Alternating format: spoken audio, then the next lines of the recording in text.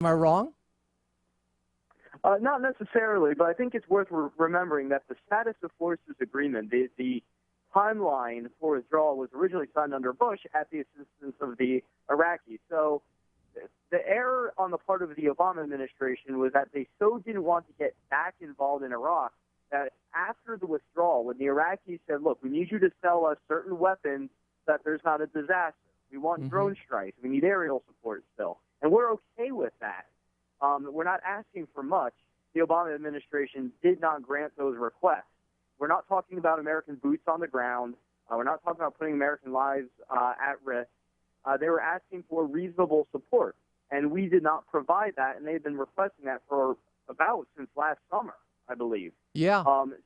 So I think that people need to fine-tune their criticism of the administration, because I don't think it's fair when they criticize the withdrawal back in 2010, but it's fine to criticize what they've been doing more recently, which is abandoning their commitments entirely to Iraq, even when the cost isn't very high at all. And the result of that is an Iraqi government whose first choice was to work with America instead chose to work with Iran. Because remember, this same Iraqi government, this same Iraqi prime minister, during the surge, fought the Iranian-backed militias that he is now allying with.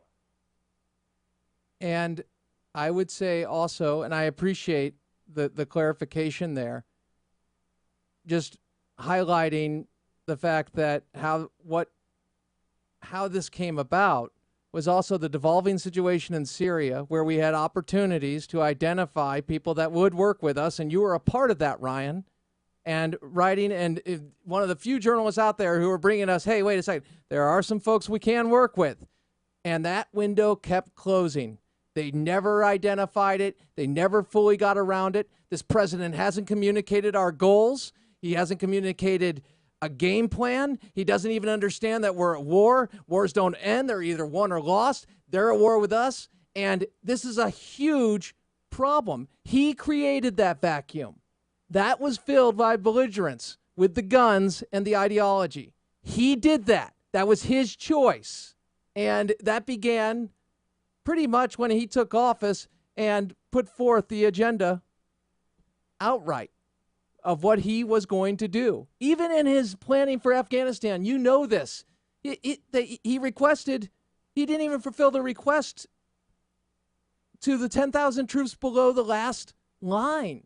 The lowest amount requested, and he went 10,000 below that, put timelines in. He sent the signal to the terrorists, guess what?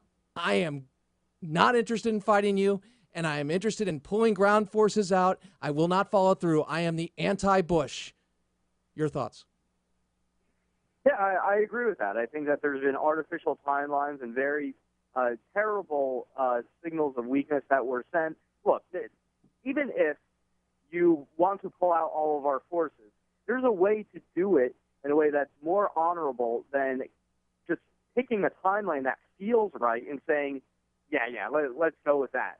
What he could have done was, and I'm not necessarily recommending this, but I'm just laying out the options, if he said, I am not willing to budge, I want to pull out forces from Iraq and Afghanistan, he could have at least, instead of establishing a timeline, said, I have evaluated the situation, we have made enough gains, and we're leaving with victory, and framed it that way. But instead, when you pick specific dates, and especially when those dates are timed around election years, everyone around the world understands what you're doing. That is the result of political pressure. So there were even options that were less desirable than my preferred one, which is outright victory, that were not exercised. So what would you do now? What is because the idea that we would work with the Iranian government means inevitably that we're going to be negotiating further their ability to get the nuke. So you help me out here. We have John Kerry saying, hey, he's open to it. Your thoughts? Another terrible signal to send.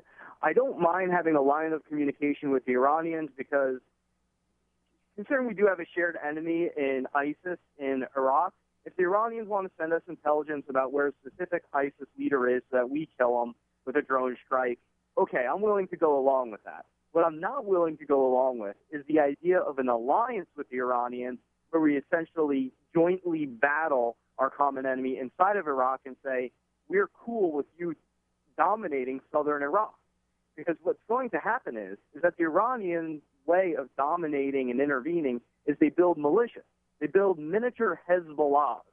And once those Hezbollahs go into the Sunni areas, there's going to be even greater sectarian bloodshed because they don't care about Sunni life. Sunnis who originally hated ISIS and al-Qaeda are going to say, look, we just need someone with guns to defend us, and the whole situation is going to spiral out of control to a degree much worse than what you're facing today.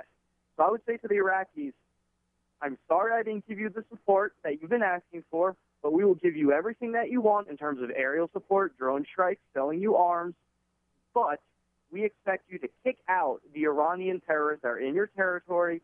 We're not going to come to the assistance of an Iraqi government that is allowing Iran to come in and dominate the South. And that's a deal that I think the Iraqis would at least strongly consider because we were their first choice of a partner. Can we sit there and do this publicly and say, the Iraqis are going to have to take care of this on their own? And just the whole approach from the Obama administration and communicating where we stand and what we're willing to do. I think there's certain things that you can say publicly. I think putting some pressure on the Iraqi government is good, although I think it needs to be more specific and specifically say, look, the reason ISIS was able to advance is because the alliance between the Sunni tribes and the Shiite-led government fell apart.